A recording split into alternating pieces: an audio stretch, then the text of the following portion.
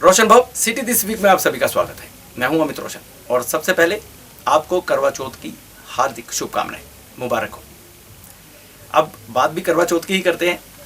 करवा चौथ का पर्व मनाया गया, महिलाओं का दिवस था और इसका असर भी देखने को मिला। महिलाओं ने हर्षोल्लास के साथ करवा चौथ मनाया, अर्थात सुबह से ही महिलाओं ने व्रत रखा, निर्जला व्रत रखा गया, जो कि अपने पति की दीर्घायु के लिए रखा गया।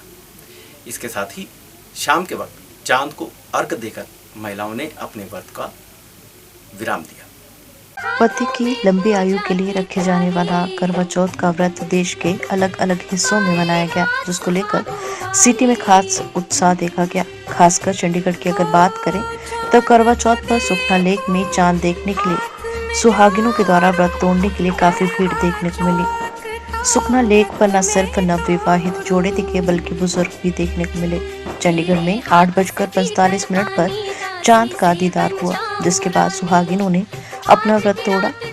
इस मौके पर जहां जोड़े फोटो खिंचवाते भी नजर आए। कोरोना के बाद लगे लॉकडाउन के बाद जिंदगी जैसे ठहर सी गई थी, लेकिन त्योहारों के मौसम में एक बार फिर से लोगों में उमंग और तरंग नजर आ रही है। कुछ ऐसा ही नजारा करवा चौथ का था और सिटी में कोरोना के कारण छाई मायूसी के बाद अब जाकर करवा चौथ पर रौनक जो है वो देखने को मिली है। अब बीते हफ्ते की बात करें तो वाल्मीकि जयंती भी बीते हफ्ते सुर्खियों में रही, अर्थात हर्षोल्लास के साथ शहर भर में वाल्मीकि जयंती मनाई गई। भगवान वाल्मीकि के प्रकटोत्सव पर कई कार्यक्रम आयोजित हुए। मंदिरों में माथा टेकने श्रद्धालुओं का तांता लगा रहा और यहाँ पर भगवान वाल्मीकि का गुणगान भी होता रहा। बुधवार को महर्षि वाल्मीकि जी का जन्म दिवस था, जो पूरी ट्राई सिटी में बड़े धूमधाम के साथ मनाया गया। चंडीगढ़ में कई जगहों पर इस अवसर पर कार्यक्रम आयोजित हुए। हालांकि मुख्य कार्यक्रम सेक्टर 24C के महर्षि वाल्मीकि शक्तिपीठ मंदिर में रहा, जहां काफी संख्या में श्रद्धालुओं द्वारा शिरकत की गई। मंदिर में पहुंचे, माथा टेका और अपने उज्जवल भविष्य की कामना भी की। वाल्मीकि जयंती को लेकर हर बार सेक्टर 24 में मेला भी लगता है। यह मेला हमेशा ही आकर्षण का केंद्र रहता है। बुधवार को भी वाल्मीकि जयंती के अवसर पर मेला आयोजित हुआ। यहाँ पर भारी संख्या में लोग पहुंचे। लोगों ने इस अवसर पर जमकर खरीदारी की और बच्चे झूले में झूले, खाना पीना भी हुआ और खरीदारी भी हुई और मंदिर में लोगों ने माथा भी टेका। आज मंदिर गए थे आप? हाँ जी। भगवान जी से क्या मांगा आपने? सब खुश रहे? सब कुछ मांगा। सब कुछ मांगा। और अब मेला घूम रहे हैं। मेले में क्या क्या किया आपने? हमने बहुत एंजॉय किया था। क्या क्या किया एंजॉय में? पीकॉक का झूला लिया और गाड़ी में बैठे थे। अच्छा, और खाने को क्या खाया? बेल पापड़ी। मैं कहूँगा कि ये सन 1969 28 अप्रैल को भगवान वाल्मीकि महाराज जी की मूर्ति यहाँ प्रकट हुई थी और मैं स्वयं वहाँ मौजूद था।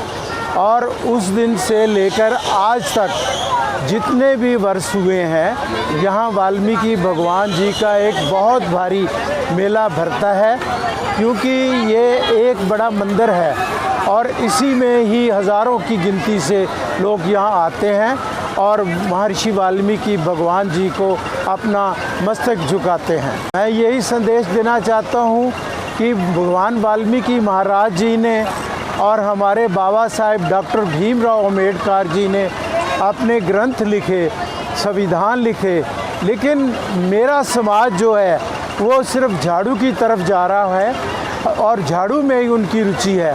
मैं उनसे निवेदन करूंगा कि वो अपने बच्चों को पढ़ाएं और लिखाएं, ताकि ये झाड़ू कश जो है हमसे दूर हो, क्योंकि ये सारे देश का फ़र्ज़ बनता है कि अपने अपने देश के अंदर सभी अपने घर की जैसे सफाई करते हैं ऐसे देश की सफाई करें।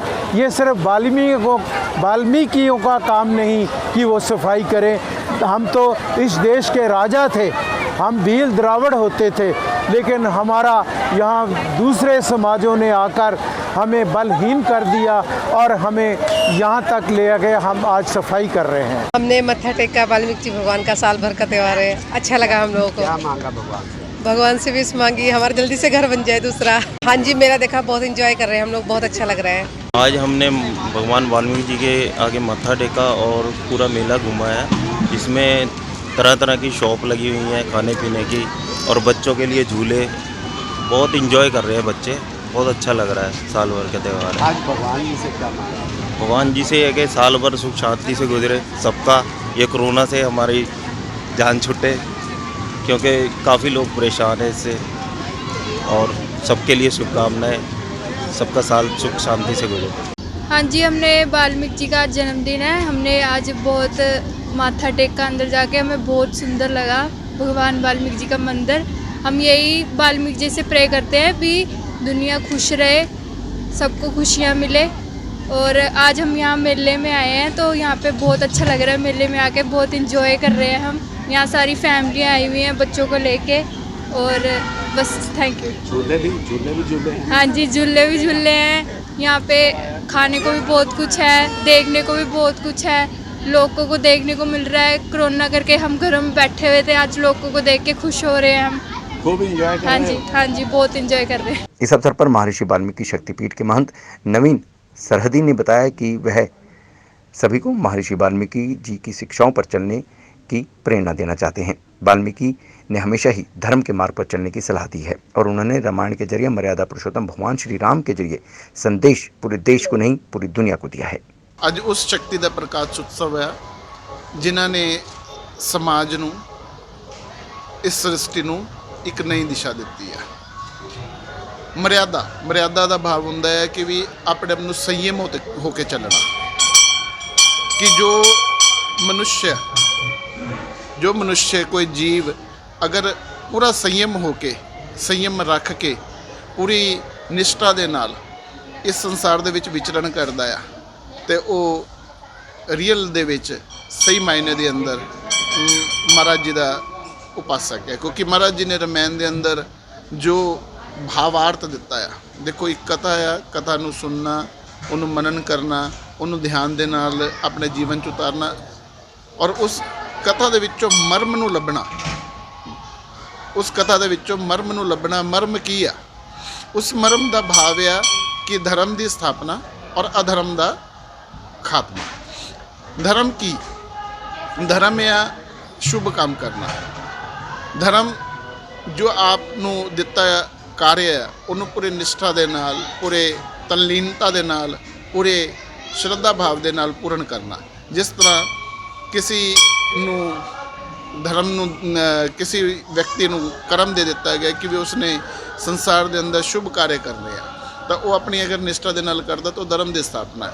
ਅਧਰਮ ਕੀ ਆ? ਅਧਰਮ ਆ ਨਸ਼ਾ, ਅਧਰਮ ਆ ਚੋਰੀ ਚਕਾਰੀ, ਅਧਰਮ ਆ ਕਿਸੇ ਦੇ ਵੀ ਅਗੇਂਸਟ ਬੋਲਣਾ ਜਾਂ ਕਿਸੇ ਨੂੰ ਵੀ ਨੀਚਾ ਦਿਖਾਣਾ, ਨੀਚ ਕਰਮ ਕਰਨਾ ਅਧਰਮ ਆ। ਨੀਚ ਕਰਮ ਦੇ ਅੰਦਰ ਹੁੰਦਾ ਹੈ ਕਿ ਜਿਹਦੀ ਵ੍ਰਿਤੀ, ਜਿਹਦੀ ਸੋਚ ਨੀਚ ਆ, ਉਹਦੇ ਕਰਮ ਵੀ ਨੀਚ ਆ। ਤੇ ਮਹਾਰਾਜ ਜੀ ਨੇ ਇਸ ਮਹਾਗ੍ਰੰਥ ਦੇ ਰਾਹੀਂ, ਇਸ ਗ੍ਰੰਥ ਦੇ ਵਿੱਚੋਂ ਉਹਨਾਂ ਨੇ ਜਿਹੜਾ ਮਰਮ ਦਿੱਤਾ, ਉਹਨਾਂ ਨੇ ਇਹੀ ਕਿਹਾ ਕਿ ਅਗਰ ਤੁਸੀਂ ਇਸ ਗ੍ਰੰਥ ਦਾ ਜੀਵਨ ਦੇ ਅੰਦਰ ਆਪਣਾ ਨਿਰਵਾਹ ਕਰਦੇ ਹੋ, ਇਸ ਨੂੰ ਆਪਣੇ ਜੀਵਨ 'ਚ ਅਪਣਾਉਂਦੇ ਹੋ, ਤਾਂ ਤੁਸੀਂ ਉਸ ਰਾਵਣ ਰੂਪੀ ਆ ਜਿਹੜੀਆਂ ਕੁਰਤੀਆਂ ਹੈ, ਇਹ ਰਾਵਣ ਆ, ਇਸ ਰਾਵਣ ਰੂਪੀ ਅਧਰਮ ਨੂੰ ਨਾਸ਼ ਕਰ ਸਕਦੇ ਹੋ ਆਪਣੇ ਅੰਦਰੋਂ ਰਾਮ ਰੂਪੀ ਧਰਮ ਨੂੰ ਪ੍ਰਗਟ ਕਰਕੇ। ਕਿ ਜਿਸ ਸਮੇਂ ਮਹਾਰਾਜ ਜੀ ਨੇ ਰਮਾਇਣ ਦੀ ਰਚਨਾ ਕੀਤੀ ਹੈ, ਰਮਾਇਣ ਦੀ ਲਿਖਤ ਹੋਈ ਆ, ਉਸ ਸਮੇਂ ਜਾਤ ਪਾਤ ਦਾ ਕਿਤੇ ਵੀ ਕੋਈ ਜ਼ਿਕਰ ਨਹੀਂ ਸੀ। ਰਮਾਇਣ, ਯੋਗ ਵਸ਼ਿਸ਼ਟ ਜਾਂ ਕਿਸੇ ਵੀ ਸ਼ਾਸਤਰ ਗ੍ਰੰਥ ਨੂੰ ਅਸੀਂ ਚੱਕ ਲਈਏ ਤਾਂ ਉਹਦੇ ਵਿੱਚ ਕਿਸੇ ਵੀ ਜਗ੍ਹਾ ਦੇ ਉੱਤੇ ਜਾਤੀ ਦਾ ਕਿਤੇ ਵੀ ਵਰਣਨ ਨਹੀਂ, ਵਰਨਵਾਦ ਦਾ ਵਰਣਨ ਆਉਂਦਾ। ਵਰਨ ਹੁੰਦੇ ਆ ਕਿ ਅਸੀਂ ਆਪ ਦੇ ਪਰਿਵਾਰ ਦੇ ਅੰਦਰ ਅਗਰ ਕੈਪੇਬਲ ਬੰਦੇ ਨੂੰ, ਜਿਹੜਾ ਬੰਦਾ ਥੋੜ੍ਹਾ ਉੱਚ ਸੋਚ ਰੱਖਦਾ ਆ, ਤਾਂ ਅਸੀਂ ਉਸ ਨੂੰ ਬ੍ਰਾਹਮਣ ਦੇ ਰੂਪ 'ਚ ਲੈ ਜਾਂਦੇ ਆ। ਇਹ ਭਾਵਾਂ ਦੇ ਵਿੱਚ ਉਹਨਾਂ ਨੇ ਜ਼ਿਕਰ ਕੀਤਾ। ਪਰੰਤੂ ਅਗਰ ਅਸੀਂ ਯੋਗ ਵਸ਼ਿਸ਼ਟ ਨੂੰ ਸਹੀ ਮਾਇਨੇ 'ਚ ਪੜ੍ਹਦੇ ਹਾਂ ਜਾਂ ਰਮਾਇਣ ਜੀ ਨੂੰ ਸਹੀ ਮਾਇਨੇ 'ਚ ਆਪਣੇ ਜੀਵਨ 'ਚ ਉਤਾਰਦੇ ਆ, ਤਾਂ ਉੱਤੇ ਕਿਸੇ ਵੀ ਜਗ੍ਹਾ 'ਤੇ ਕਿਤੇ ਵੀ ਕਿਸੇ ਵੀ ਜਾਤੀ ਦਾ ਵਰਣਨ ਨਹੀਂ ਆਉਂਦਾ। ਕਿਤੇ ਵੀ ਉੱਤੇ ਸ਼ੂਦਰ ਸ਼ਬਦ ਜਾਂ ਕਿਤੇ ਵੀ ਉੱਤੇ ਬ੍ਰਾਹਮਣ ਸ਼ਬਦ ਜਾਂ ਕਿਤੇ ਵੀ ਉੱਤੇ ਇੱਕ ਹੀ ਸ਼ਬਦ ਆਉਂਦਾ ਆ, ਰਿਸ਼ੀ ਔਰ ਮਨੁੱਸ਼। ਰਿਸ਼ੀ ਉਹ ਲੋਕ ਜੋ ਕਿ ਸ਼ੁੱਧ ਕਰਮ ਕਰਨ ਵਾਸਤੇ ਲੋਕਾਂ ਨੂੰ ਪ੍ਰੇਰਿਤ ਕਰਦੇ ਆ, ਲੋਕਾਂ ਨੂੰ ਅੱਛੇ ਕਰਮ ਕਰਨ ਵਾਸਤੇ ਪ੍ਰੇਰਿਤ ਕਰਦੇ ਆ, ਲੋਕਾਂ ਨੂੰ ਨਸ਼ਿਆਂ ਤੋਂ ਦੂਰ ਹਟਾਉਣ ਵਾਸਤੇ ਪ੍ਰੇਰਿਤ ਕਰਦੇ ਆ। ਰਿਸ਼ੀ ਲੋਕ ਉਹ, ਔਰ ਮਾਨਵ ਉਹ ਜੋ ਉਸ ਪ੍ਰੇਰਨਾ ਨੂੰ ਗ੍ਰਹਿਣ ਕਰਦੇ ਆ, ਔਰ ਜੋ ਗ੍ਰਹਿਣ ਨਹੀਂ ਕਰਦਾ ਉੱਤੇ ਉਹਨਾਂ ਨੇ ਉਸ ਮਾਨਵ ਨੂੰ ਰਾਖਸ਼ ਦੀ ਸੰਗਿਆ ਦਿੱਤੀ ਆ, ਨਾ ਕਿ ਉਹਨਾਂ ਨੇ ਹੋਰ ਕੁਝ। ਅਗਰ ਉਹ ਜਿਹੜਾ ਉਸ ਪ੍ਰੇਰਨਾ ਨੂੰ ਗ੍ਰਹਿਣ ਨਹੀਂ ਕਰਦਾ ਔਰ ਸਮੇਂ ਦੇ ਨਾਲ ਉਸ ਨੂੰ ਪੁਨः ਗ੍ਰਹਿਣ ਕਰ ਲੈਂਦਾ ਹੈ ਤਾਂ ਉਹ ਵੀ ਮਨੁੱਖ ਜਾਤੀ ਦੇ ਵਿੱਚ ਆ ਜਾਂਦਾ, ਉਹ ਵੀ ਰਿਸ਼ੀ ਬਣ ਜਾਂਦਾ ਹੈ ਜਦੋਂ ਉਹ ਅੱਗੇ ਪ੍ਰੇਰਨਾ ਦੇਣੀ शुरू कर ਦਿੰਦਾ है। राज्य चुनाव आयोग द्वारा इस हफ्ते चंडीगढ़ के 35 वार्डों में से कुछ वार्ड यानी कि प्रतिशत के हिसाब से वार्ड आरक्षित किए गए।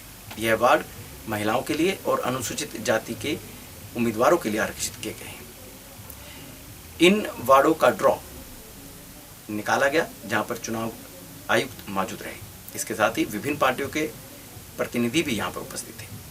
इसके बाद चुनाव प्रक्रिया अब आरंभ हो गई है और उम्मीदवार अब पूरी तरह से जोश के साथ चुनावी प्रक्रिया में जुट जाएंगे।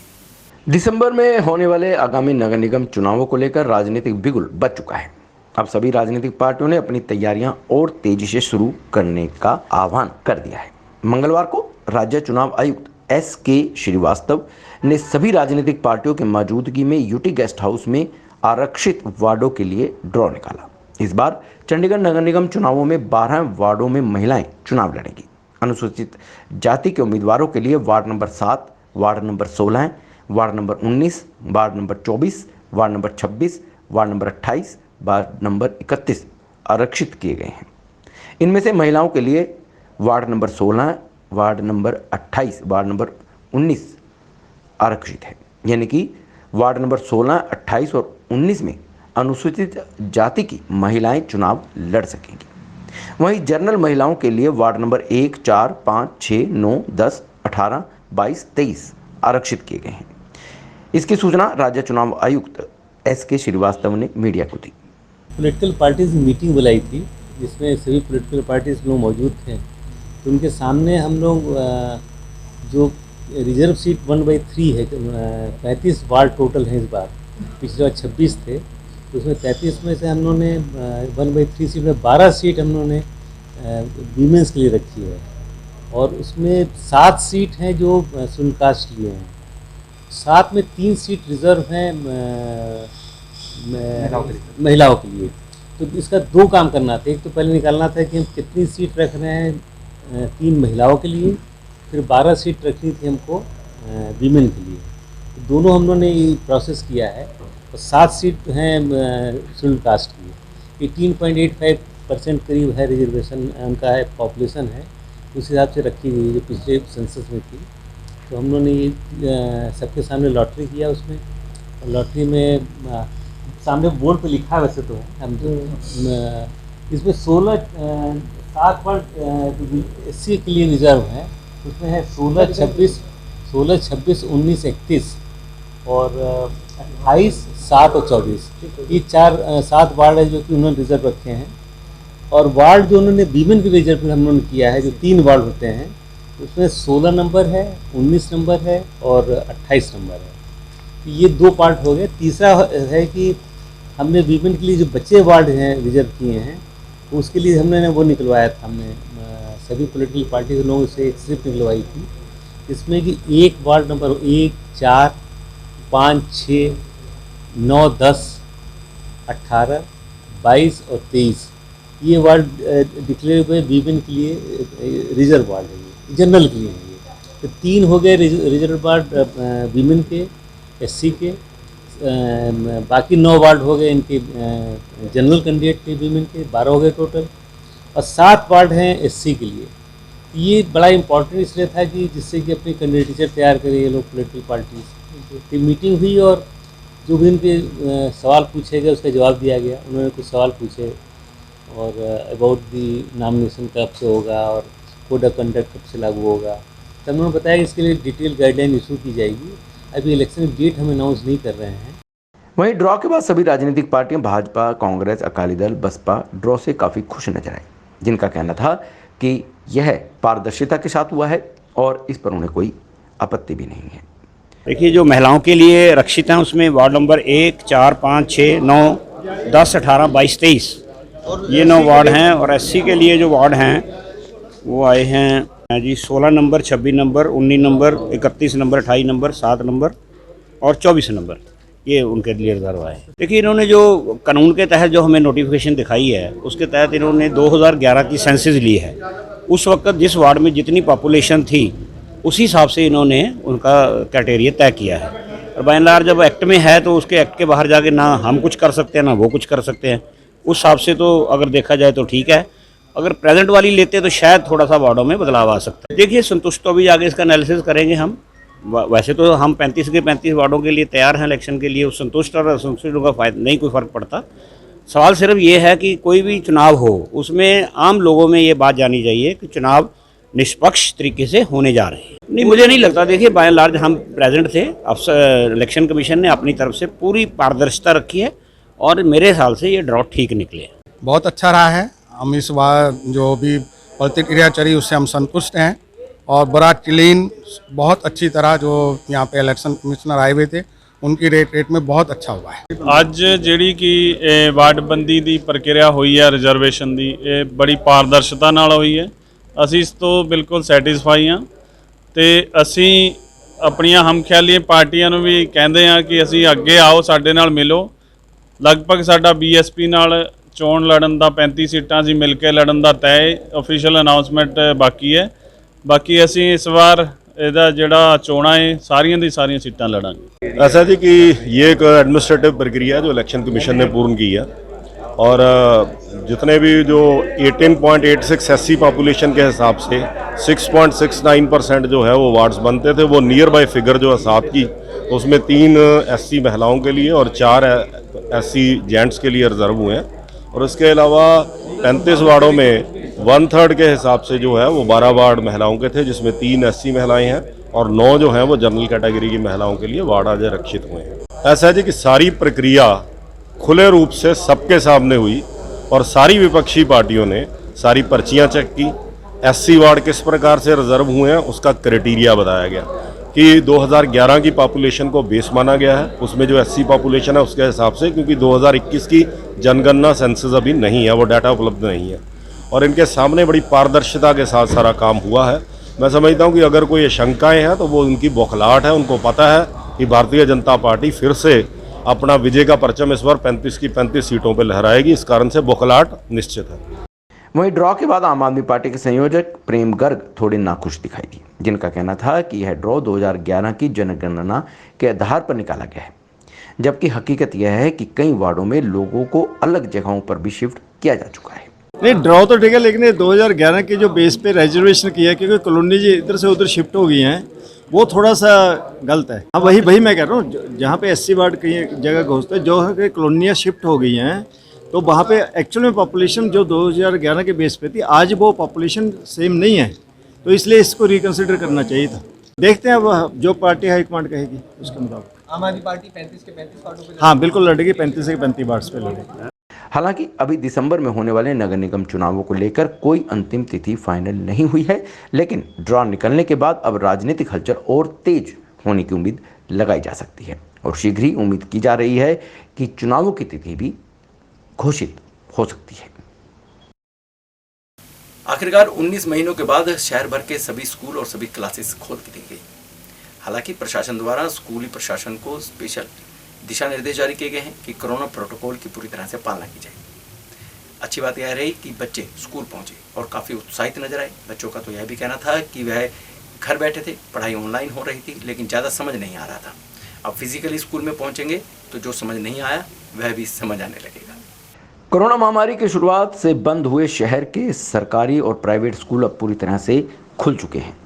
पहली से लेकर के 12वीं तक की कक्षाओं के बच्चे अब स्कूल आना भी शुरू हो चुके हैं।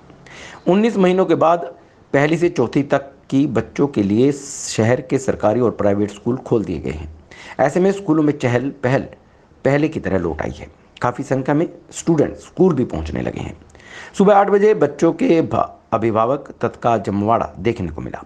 अभिभावक अपने बच्चों को स्कूल छोड़ने पहुंचे थे। नहीं सर, डर तो है, बट जिस हिसाब से टीचर ध्यान रखने हैं तो घर से तो ज़्यादा ही ध्यान रखते हैं सर, क्योंकि घर पे इतनी गाइडलाइंस हम फॉलो नहीं कर सकते जितनी टीचर यहाँ पे स्टूडेंट के लिए कर रहे हैं सर। सो मेरा कहना यही है सभी पेरेंट्स से कि जितना हो सकता है थोड़ा सा घर से निकाल के बच्चों को स्कूल भेजें। तो पूरे दिन फ़ोन में रह के भी बच्चे सर घर पे ज़्यादा शरारती हो रहे हैं, स्कूल में अच्छी थोड़ी गाइडलाइंस मिलेगी, स्कूल भेजें सभी पेरेंट्स। सारी गाइडलाइन चल रही है ना गवर्नमेंट की, और वो टीचर लोग भी सारा ध्यान रख रहे हैं ना बच्चों का, आपने खुद देखा है टीचर ध्यान हाँ रखते हैं? देखा है, हम रोज आते हैं, कभी कभार इधर चक्कर लगाते हैं तो देखते हैं, सारा अपना ध्यान रखते हैं, बच्चों को अपने बच्चों जैसा अपडेट करते हैं।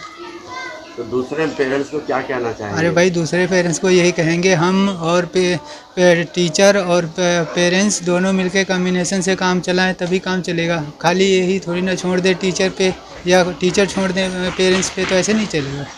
बच्चों को भेजें। हाँ बच्चों को भेजें अपना आराम से। टीचर ध्यान भाई रख रहे हैं। टीचर अपना ध्यान रख रहे हैं तो हमें भी तो ध्यान रखना चाहिए ना, हमारी भी तो कोई पॉसिबिलिटी बनती कि नहीं।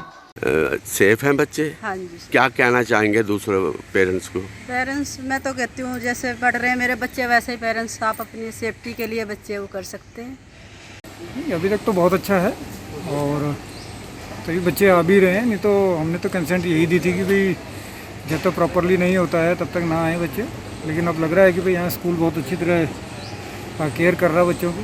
घर में बच्चे भी वैसे भी बोर हो रहे हैं, उनको भी स्कूल जाने के लिए वो बेचारे क्रेजी से हैं और मुझे लग रहा है कि बच्चों को पेरेंट्स को अब डर निकाल देना चाहिए मन में से। टीचर ख्याल रख रहे हैं? टीचर बिल्कुल ख्याल रख रहे हैं जी, बिल्कुल प्रॉपर ध्यान रख रहे हैं उनको। सभी बच्चों ने मुंह पर मास्क भी पहने हुए थे। ऐसे में स्टूडेंट्स स्कूल में पहुंचने पर उत्साहित दिखे। प्राइवेट स्कूलों में क्लास वाइज स्टूडेंट्स को बुलाया जा रहा है। प्राइवेट स्कूलों में तीसरी कक्षा के छात्रों को बुलाया गया। ऐसे में अगर तीसरी क्लास के स्टूडेंट्स स्कूल आए तो अगले दिन चौथी कक्षा के स्टूडेंट्स को बुलाया जाएगा। जो स्टूडेंट्स स्कूल आए हैं उन्हें कल स्कूल नहीं बुलाया जाएगा। कौन सी क्लास में पढ़ते हो? मैं फर्स्ट में। अच्छा, मैडम कैसा पढ़ाते हैं? बहुत अच्छा पढ़ाते हैं। स्कूल आना अच्छा लगता है? हाँ। अच्छा, क्या क्या सिखाते हैं और मैडम? मैम बोलते हैं सैनिटाइजर करो, मास्क पहन के रखो और किसी के साथ शेयर करो और अपना ध्यान रखो और अच्छे से पढ़ो। घर बैठे बैठे बोर हो गए थे। तो अब मैडम कैसा समझा रही है? बहुत अच्छा। मैम बोलते हैं हमेशा मास्क लगा के रखना है और हर चीज़ को जब भी छुओ तो सैनिटाइज करना है। हम घर में बैठे रहते थे, काम भेजते थे मैम, फ़ोन पे काम करना, फ़ोन में हमेशा ध्यान रखना, इसीलिए बोर होते थे हम। तो अब स्कूल में आके आप मैडम से समझ लेते हैं? Yes sir. बताइए। मैम हमें समझाती है, वहाँ पे हमें कोई समझाने वाला भी नहीं था। फ़ोन पे खाली कॉपी में करो तो अच्छा भी नहीं लगता था, यहाँ पे मैम समझाती भी है। और कोविड का पूरा ध्यान करवाते हैं मैम? Yes sir. किस तरह का ध्यान रखवाते हैं? मैम कहते हैं हमेशा मास्क रखो और जब भी किसी चीज़ को छुओ तो हैंड सैनिटाइज़र करो, हैंड सैनिटाइज़र करके खाना खाओ। घर बैठे बैठे तो बोर हो जाते थे, स्कूल में अच्छा लगता था। अब कैसा पढ़ाती है मैडम? मैम अच्छा पढ़ाते हैं, ऑनलाइन क्लास में कुछ समझ भी नहीं आता था। अब स्कूल आके समझ आता है? यस। और क्या समझाती है मैम? मैम जैसे कोविड के बचने के उपाय, जैसे हमें एक एक करके बिठाते हैं मैम और मास्क लगाने को कहते हैं हर बार। और जब भी हम किसी दूसरे की चीज़ लेते हैं तब मैम हमें कहते हैं कि हमें सैनिटाइज़र यूज़ करना चाहिए। कोरोना संक्रमण को ध्यान में रखते हुए सरकारी और प्राइवेट स्कूलों में बच्चों के लिए खास प्रबंध किए गए। कोरोना बचाव नियमों के तहत एक बेंच पर केवल एक ही स्टूडेंट्स को बैठने की व्यवस्था की दी गई है। स्टूडेंट्स को क्लास से पहले कोरोना बचाव के उपायों की जानकारी भी दी गई है।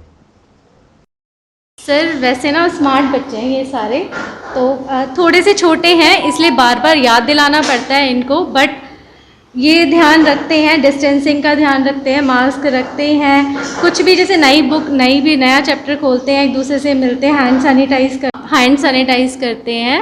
और पहले से ही सर अब ना 1.5 साल हो चुके थे, थोड़े बच्चे भी ना कोविड को लेकर अवेयर हो चुके हैं, तो बहुत ज़्यादा दिक्कत नहीं आ रही है इनके। सर बहुत खुश हैं, इनके पेरेंट्स मुझे आके बोल के जाते हैं, 5:30 बजे उठ के पूजा करके रेडी होते हैं बच्चे कि मुझे स्कूल जाना है आज। से यही मैसेज है कि वो भेजना स्टार्ट करें। वैसे मतलब कई पेरेंट्स ने मुझे बोला है कि बीच में ना थोड़ा फेस्टिव सीज़न चल रहा है, इसकी वजह से कुछ आउट ऑफ स्टेशन है, तो वो आएंगे। नेक्स्ट वीक से मैक्सिमम पेरेंट्स जो बोल रहे हैं वो भेजेंगे अपने बच्चे। सर मुश्किल तो इतना मुश्किल नहीं है, पर हम तो जितना बोर हो चुके थे पिछले 1.5 साल से, तो हम तो वेट कर रहे थे कि हमारे बच्चे आएँ और हमारा स्कूल फिर से हरा भरा हो जाए।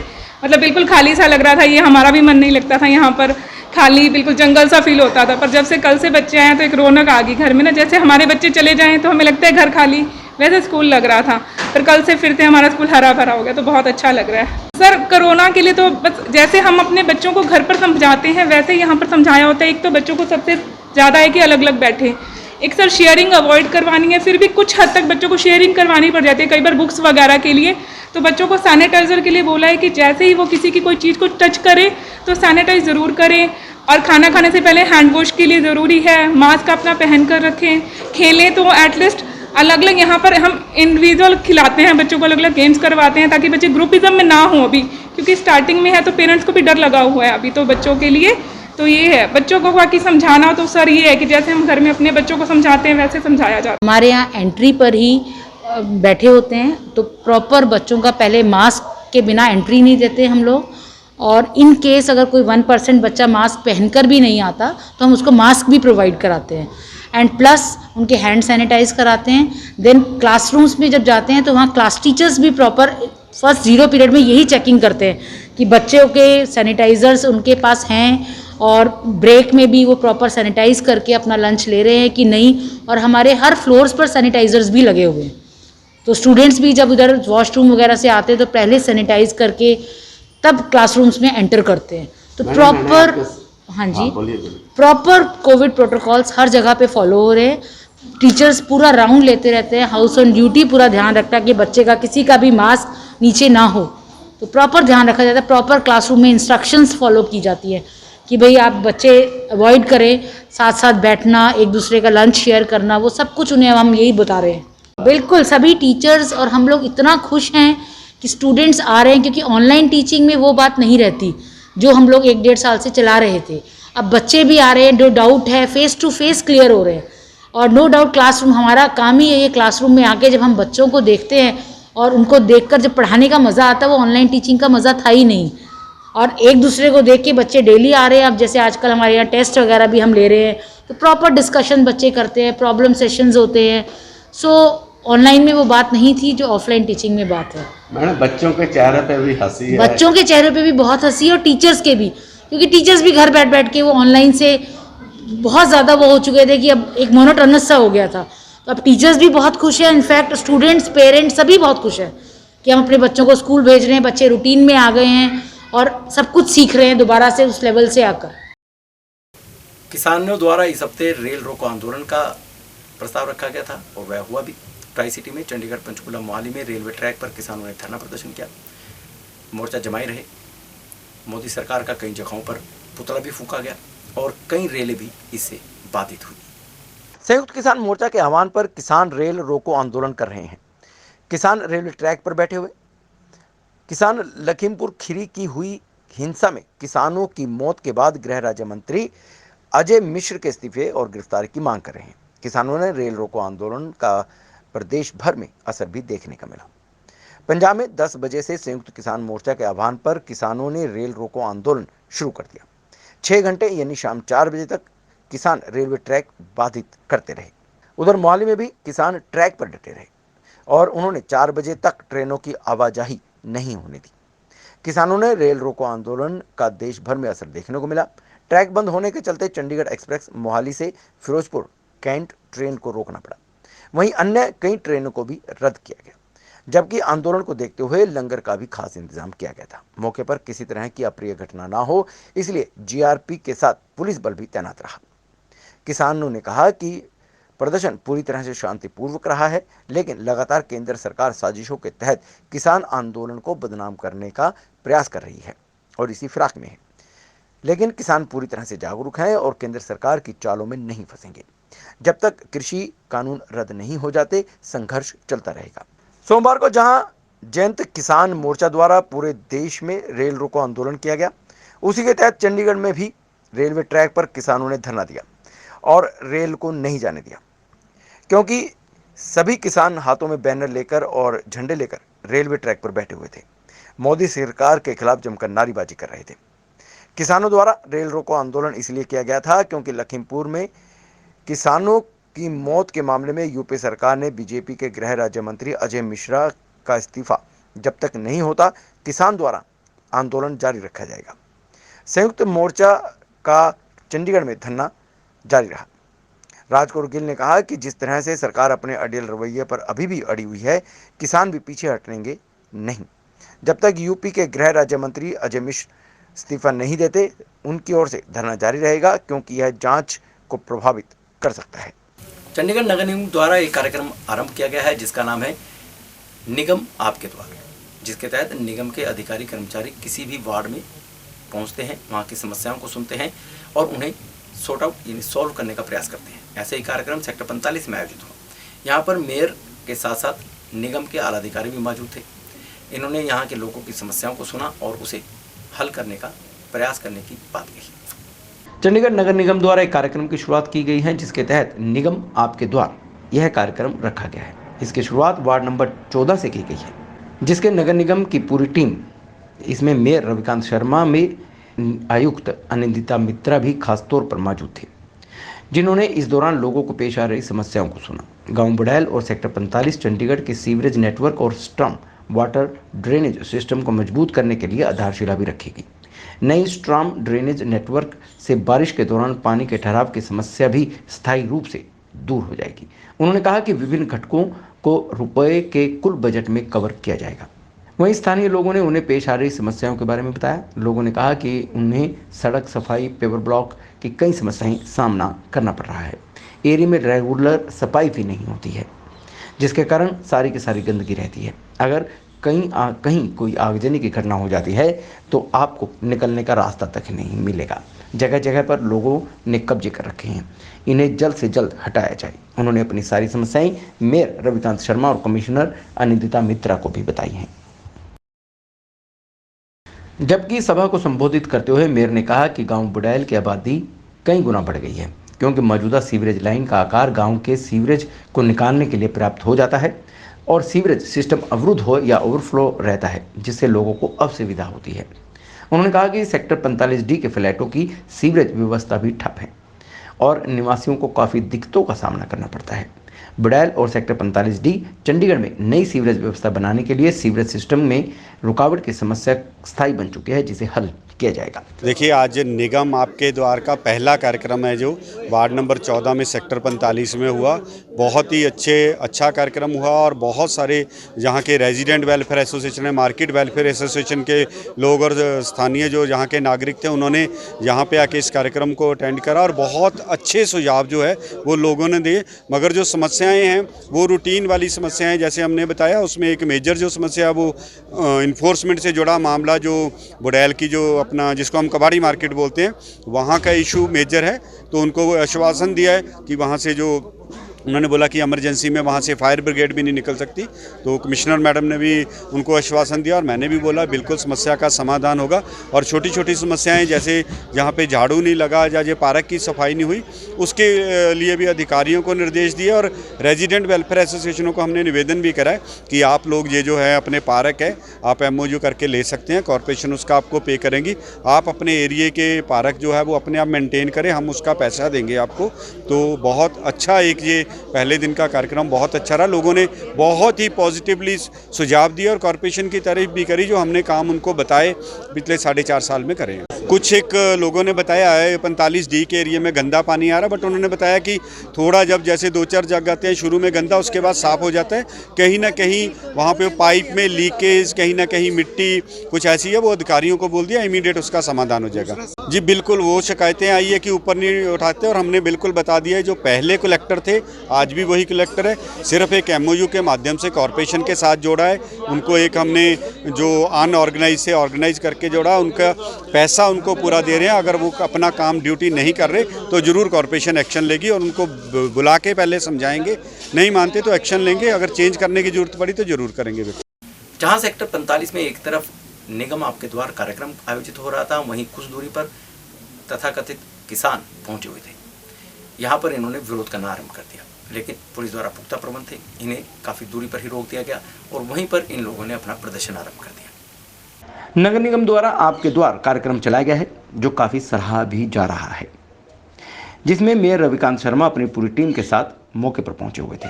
वहीं किसान जत्थेबंदियों द्वारा मेयर रविकांत शर्मा का विरोध भी किया गया, जिन्होंने काले कानून रद्द करवाने को लेकर मेयर के प्रोग्राम में नारेबाजी की, जिसको देखते हुए पुलिस ने भी पुख्ता बंदोबस्त किए हुए थे। मेयर का जहां प्रोग्राम था वहां से दूर विरोध करने वाले लोगों को रोका गया था, जहां पुलिस ने बैरिकेडिंग लगाकर कथित रूप से कहने वाले किसान जथेबंदियों को रोक दिया। वहीं इस पर जब मेयर से बात की गई तो उन्होंने का कहना था कि चंडीगढ़ में किसान नहीं है, बल्कि यह किसानों की आड़ में अन्य पार्टियों से जुड़े हुए लोग हैं, जो कि कांग्रेस और आम आदमी पार्टी से जुड़े हो सकते हैं। यह सिर्फ विरोध करने के लिए ही विरोध कर रहे हैं, इसका कोई असर नहीं होने वाला। जबकि चंडीगढ़ नगर निगम भारतीय जनता पार्टी चंडीगढ़ के लिए काम कर रही है और चंडीगढ़ को बेहतर बनाने के लिए अग्रसर है, लेकिन दूसरे पार्टियों के लोग यह नहीं देख सकते, इसलिए यह सब विरोध कर वह गुमराह करने का प्रयास कर रहे हैं। ये पहले तो आप किसान कह रहे हैं, चंडीगढ़ में कोई किसानी नहीं होती। ये सिर्फ पॉलिटिकल पार्टियों के पोषित लोग हैं जो किसानों के रूप में आके अपना प्रचार करना चाहते हैं, मगर शहरवासी बहुत समझदार है, लोगों को पता है शहर में कितने किसान हैं। ये जो आज भी आ रहे थे वही आप देखोगे हर जगह पे वही 10 लोग हैं, वो सब जगह पहुंच जाते हैं। कोई आम आदमी पार्टी से जुड़ा हुआ है, कोई कांग्रेस से जुड़ा हुआ है, टिकट की इच्छा है उसके लिए आते हैं। मगर जो सुरक्षा की बात है, जो आपने कही है, लॉ एंड ऑर्डर की, पुलिस का काम है लॉ एंड ऑर्डर मेंटेन करना। अगर ये ऐसे काम करेंगे तो पुलिस के प्रशासन ने देखना है। हम कहीं नहीं डरते, हम जा रहे हैं शहर के विकास के लिए, हम वचनबद्ध हैं और हम डरने वालों में से नहीं हैं, हम काम करने वालों में से। देखिए, यहाँ पे हम सब लोग हर वार्ड में इतनी संख्या में निकलेंगे तो इनको भी तो इतनी संख्या चाहिए विरोध करने के लिए। अब वही 20-30 बंदे या कहाँ जाएंगे। और ये मैंने आपको बोला, किसान नहीं है, किसानों के हम भी हितैषी है, किसान हमारे भाई है, किसान देश का भविष्य है। और मोदी जी भी कहते हैं किसान के बिना ये देश खुशहाल नहीं। आज मोदी जी ने ज़्यादा से ज़्यादा बजट किसानों के लिए और गाँव को डेवलपमेंट के लिए दिया है, तो इससे हमारी नीयत और नीति बिल्कुल साफ होती है। किसानों के हम हितैषी है, मगर किसानों के रूप में कुछ लोग आके जो अपना वोट बैंक की राजनीति करनी, उनको इन घिनौनी हरकतों से बाज आना चाहिए। तो ये थी बीते हफ्ते की ऐसी खबरें जो हमने आपको बताने का प्रयास किया है, और ऐसी ही खबरों को जानने के लिए जुड़े रहिए रोशन भव के साथ। और इसके लिए आपको सब्सक्राइब करना है रोशन भव, ROSHAN, रोशन भव, BHAV। सब्सक्राइब कीजिए और हमारे रोशन भव पर देखते रहिए सिटी हलचल, सिटी दिस वीक, कथा कहानियाँ, सुविचार, रामलीला, शिवलीला और बहुत कुछ। बस सब्सक्राइब कीजिए रोशन भव और हमसे जुड़िए, और मुझे यानी अमित रोशन को दीजिए इजाज़त। नमस्कार।